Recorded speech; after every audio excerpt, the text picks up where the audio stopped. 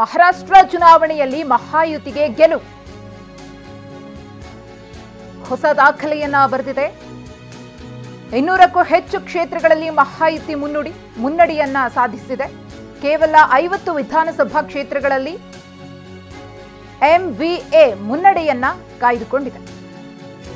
ಮಹಾವಿಕಾಸ ಅಘಾಡಿಗೆ ಇಲ್ಲಿ ಮಹಾಘಾತ. ವಿಪಕ್ಷ ಸ್ಥಾನಕ್ಕೆ ಬೇಕಾದ ಸ್ಥಾನಗಳನ್ನು ಕೂಡ ಎಂವಿಎ ಗಳಿಸಿಲ್ಲ. ಇಲ್ಲಿ ಮಹಾರಾಷ್ಟ್ರದಲ್ಲಿ 2 ಅಂಕಿ ಸ್ಥಾನಕ್ಕೆ ಮಹಾವಿಕಾಸ ಅಘಾಡಿ ಇಲ್ಲಿ ಕುಸಿದಿದೆ. ಮಹಾರಾಷ್ಟ್ರ ನೆಲದಲ್ಲಿ ವರ್ಕೌಟ್ ಆಗಿದೆ ಮೋದಿಯವರ ಮತಶಿಕಾರಿ.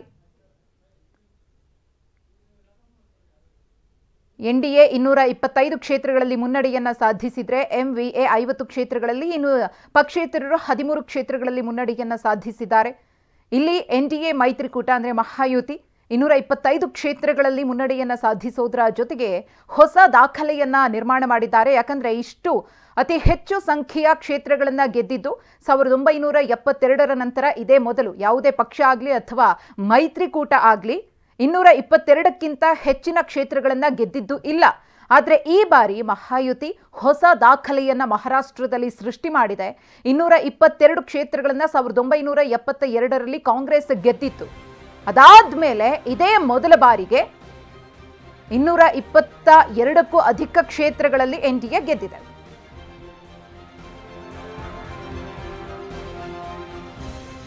ಈ ಕುರಿತು ಮತ್ತಷ್ಟು ಮಾಹಿತಿಯನ್ನ ಕೊಡೋದಕ್ಕೆ ನಮ್ಮ ಪ್ರತಿನಿಧಿ ಹರೀಶ್ ಇದೀಗ ನೇರ ಸಂಪರ್ಕದಲ್ಲಿದ್ದಾರೆ. ಹರೀಶ್, ಎನ್ಡಿಎ ಮೈತ್ರಿಕೂಟ ಕಮಾಲನ್ನ ಮಾಡಿದೆ. ಮಹಾಯುತಿ ಅತಿ ಹೆಚ್ಚು ಕ್ಷೇತ್ರಗಳಲ್ಲಿ ಗೆಲುವಿನ ನಾಗಾಲೋಟವನ್ನ ಬೀರಿದೆ. ಇಲ್ಲಿ ಒಂದು ಹೊಸ ದಾಖಲೆಯನ್ನೇ ನಿರ್ಮಾಣ ಮಾಡಿದ್ದಾರೆ. 1972ರ ಬಳಿಕ ಮಹಾರಾಷ್ಟ್ರದಲ್ಲಿ ಕಾಂಗ್ರೆಸ್ಗೆ ಏನೆಲ್ಲ ಇಲ್ಲಿ ಹೊಡೆತ ಬಿತ್ತು ಅಂತ ಹೇಳಿ ಏನಾಯ್ತು?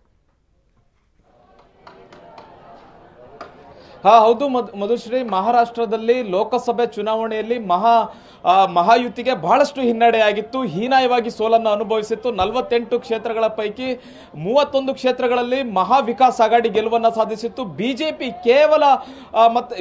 ಹಾಗೂ ಶಿವಸೇನೆ ಮೈತ್ರಿಕೂಟ ಕೇವಲ 17 ಸ್ಥಾನಗಳನ್ನಷ್ಟೇ ಗೆಲ್ಲಕ್ಕೆ ಸಾಧ್ಯ ಆಗಿತ್ತು. ಆದರೆ ಆ ಸೋಲಿನ ಸೇಡನ್ನ ಈಗ ಬಿಜೆಪಿ ತೀರಿಸಿಕೊಂಡಿದೆ. ಕಾಂಗ್ರೆಸ್, ಶಿವಸೇನೆ, ಉದ್ಧವ್ ಠಾಕ್ರೆ ಬಣ, ಶರದ್ ಪವಾರ್ ಬಣವನ್ನ ಹೀನಾಯವಾಗಿ ಸೋಲಿಸಿ ಈಗ ಮಹಾರಾಷ್ಟ್ರದ ಗದ್ದುಗೆಯನ್ನ ಈಗ ಬಿಜೆಪಿ ಮೈತ್ರಿಕೂಟ ಹಿಡಿದಿದೆ.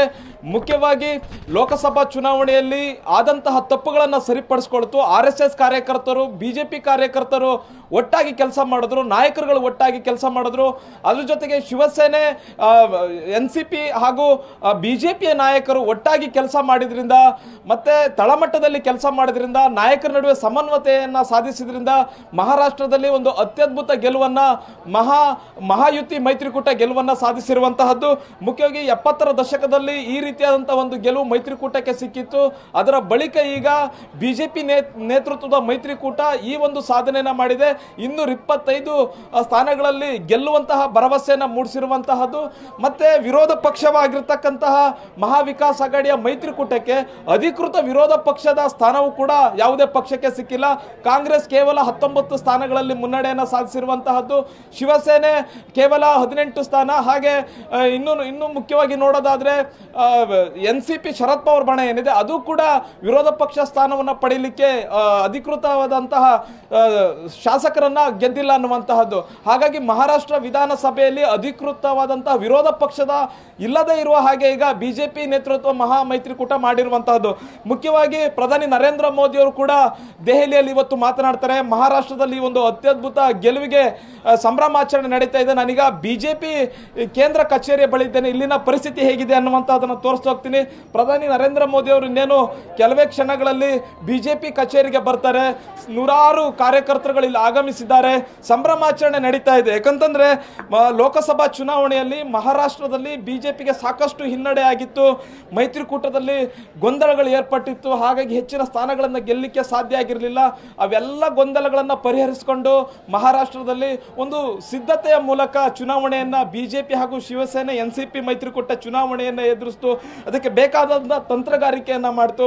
ಕಾಂಗ್ರೆಸ್ ಹಾಗೂ ಶಿವಸೇನೆ ಉद्धವ್ ಬಣ, ಶರದ್ ಪವಾರ್ ಬಣವನ್ನ ಮಣ್ಣು ಮುಕ್ಕಿಸಿ ಈಗ ಗೆದ್ದಿರುವಂತಹದ್ದು. ಪ್ರಧಾನಿ ನರೇಂದ್ರ ಮೋದಿ ಅವರು ಇಲ್ಲೇ ಬಂದು ಭಾಷಣವನ್ನ ಮಾಡ್ತಾರೆ. JP ನಡ್ಡಾ ಅವರು ಕೂಡ ಇರ್ತಾರೆ. ಮಹಾರಾಷ್ಟ್ರ ಉಸ್ತುವಾರಿಗಳು ಕೂಡ ಈ ಒಂದು ವೇದಿಕೆಯಲ್ಲಿ ಇರ್ತಾರೆ. ವೇದಿಕೆ ಕೂಡ ರೆಡಿ ಆಗ್ತಿದೆ. ಇನ್ನೇನು ಕೆಲವೇ ಕ್ಷಣಗಳಲ್ಲಿ ಪ್ರಧಾನಿ ನರೇಂದ್ರ ಮೋದಿ ಅವರು ಕೇಂದ್ರ BJP ಕಚೇರಿಗೆ ಬರ್ತಾರೆ. ಇಲ್ಲಿ ಕಾರ್ಯಕರ್ತರನ್ನ ಉದ್ದೇಶಿಸಿ ಮಾತನಾಡ್ತಾರೆ. ಪ್ರತಿ ರಾಜ್ಯದ ಚುನಾವಣೆ ಗೆದ್ದಾಗ್ಲೂ ಕೂಡ ಇದೇ ರೀತಿಯಾದಂತಹ ಕಾರ್ಯಕ್ರಮವನ್ನ ಇಲ್ಲಿ ಮಾಡಲಾಗುತ್ತೆ. ಈಗಲೂ ಕೂಡ ಇದೇ ರೀತಿಯಾದಂತಹ ವ್ಯವಸ್ಥೆಯನ್ನ ಕೇಂದ್ರ BJP ಕಚೇರಿಯಲ್ಲಿ ಮಾಡಲಾಗಿದೆ. ಪ್ರಧಾನಿ ನರೇಂದ್ರ ಮೋದಿ ಅವರು ಮುಖ್ಯವಾಗಿ ಪ್ರಧಾನಿ ನರೇಂದ್ರ ಮೋದಿ ಅವರಿಗೆ ಇವತ್ತಿನ ಭಾಷಣ ಬಹಳಷ್ಟು ಮುಖ್ಯ ಆಗಿರುತ್ತೆ. ಯಾಕಂತಂದ್ರೆ ಮಹಾರಾಷ್ಟ್ರದಲ್ಲಿ ಲೋಕಸಭಾ ಚುನಾವಣೆಯಲ್ಲಿ ಅತ್ಯಂತ ಹೆಚ್ಚಿನ ಸ್ಥಾನಗಳನ್ನು ಗೆಲ್ತೀವಿ ಅನ್ನುವಂತಹ ವಿಶ್ವಾಸ ಅವರಲ್ಲಿತ್ತು. ಆದರೆ BJP ಬಹುಮತದಿಂದ ಹೊರಗೆ ಬರುತ್ತೆ ಅನ್ನೋದಕ್ಕೆ ಕಾರಣ ಮುಖ್ಯವಾಗಿ ಮಹಾರಾಷ್ಟ್ರವಾಗಿತ್ತು. ಮಹಾರಾಷ್ಟ್ರದಲ್ಲಿ ಒಂದು ಆದಂತಹ ಹಿನ್ನಡೆಯಿಂದ, ಉತ್ತರ ಪ್ರದೇಶದಲ್ಲಿ ಆದಂತಹ ಹಿನ್ನಡೆಯಿಂದ BJP ಒಂದೇ ಪಕ್ಷ ಅಧಿಕೃತವಾದಂತಹ ಬಹುಮತವನ್ನು ಪಡೆಯಲಿಕ್ಕೆ ಸಾಧ್ಯ ಆಗಿರಲಿಲ್ಲ. ಅದೊಂದು ನೋವು BJPಗೆ ಇತ್ತು. ಆ ಸೇಡನ್ನು ತೀರಿಸ್ಕೊಳ್ಬೇಕು ಅನ್ನುವಂಥ ನಿಟ್ಟಿನಲ್ಲಿ BJP ಕಾರ್ಯಕರ್ತರಾಗಿರ್ಬೋದು, RSS ಆಗಿರ್ಬೋದು, BJP ನಾಯಕರಾಗಿರ್ಬೋದು ಪ್ರಚಾರವನ್ನ ಮಾಡಿದ್ರು ಮಹಾರಾಷ್ಟ್ರದಲ್ಲಿ. ಹಾಗಾಗಿ ಅತ್ಯಂತ ಹೆಚ್ಚಿನ ಸ್ಥಾನಗಳನ್ನ ಗೆದ್ದು ಮಹಾರಾಷ್ಟ್ರದಲ್ಲಿ ಕಾಂಗ್ರೆಸ್, ಶಿವಸೇನೆ, ಶರದ್ ಪವಾರ್ ಬಣಕ್ಕೆ ಈಗ ಒಂದು ಹೀನಾಯವಾದಂತಹ ಸೋಲನ್ನ ಕಾಣಿಸಿರುವಂತಹದ್ದು. ಒಂದು ಕಡೆ BJP ಸಂಭ್ರಮಾಚರಣೆಯಲ್ಲಿ ತೊಡಗಿದ್ರೆ, ಇನ್ನೊಂದು ಕಡೆ ಮುಖ್ಯವಾಗಿ ಪ್ರಧಾನಿ ನರೇಂದ್ರ ಮೋದಿ ಅವರು ಕೂಡ ಇನ್ನೇನು ಕೆಲವೇ ಕ್ಷಣಗಳಲ್ಲಿ ಬರ್ತಾರೆ, ವಿಜಯದ ಭಾಷಣವನ್ನು ಕೂಡ ಮಾಡ್ತಾರೆ. ಇನ್ನು ಹರೀಶ್, ವಯನಾಡು ವಿಚಾರದಲ್ಲಿ ಮಾತನಾಡೋದಾದ್ರೆ, ವಯನಾಡಿನಲ್ಲಿ ಪ್ರಿಯಾಂಕಾ ಗಾಂಧಿಯವರಿಗೆ ಅಭೂತಪೂರ್ವ ಜಯ ಸಿಕ್ಕಿದೆ. ಅದರಲ್ಲೂ ಕೂಡ ರಾಹುಲ್ ಗಾಂಧಿಯವರಿಗಿಂತ ಹೆಚ್ಚಿನ ಮತಗಳನ್ನ ಪ್ರಿಯಾಂಕಾ ಗಾಂಧಿಯವರಿಗೆ ವಯನಾಡು ಮಂದಿ ಕೊಟ್ಟಿದ್ದಾರೆ. ಐ ಲವ್ ವಯನಾಡು ಅಂತ ಹೇಳಿ ಕಾಲಿಟ್ಟು ಈಗ ಭರ್ಜರಿ ಜಯಗಳಿಸಿದ್ದಾರೆ.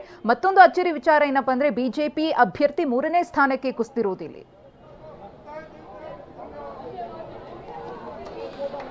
ಹೌದು ಮಧುಶ್ರೀ, ಇದು ಕೂಡ ಬಹಳಷ್ಟು ಮುಖ್ಯ ಆಗುತ್ತೆ. ಪ್ರಿಯಾಂಕಾ ಗಾಂಧಿ ಅವರು ಮೊದಲ ಬಾರಿಗೆ ಚುನಾವಣೆಯಲ್ಲಿ ಸ್ಪರ್ಧೆಯನ್ನ ಮಾಡಿದ್ರು. ಅದು ಕೂಡ ರಾಹುಲ್ ಗಾಂಧಿ ಅವರಿಂದ ತೆರವಾದಂತಹ ಕ್ಷೇತ್ರದಲ್ಲಿ ಸ್ಪರ್ಧೆಯನ್ನ ಮಾಡಿದ್ರು. ಆ ಒಂದು ಕ್ಷೇತ್ರದಲ್ಲಿ ಉಪಚುನಾವಣೆಯಲ್ಲಿ ಭರ್ಜರಿ ಗೆಲುವನ್ನ ಸಾಧಿಸಿದ್ದಾರೆ.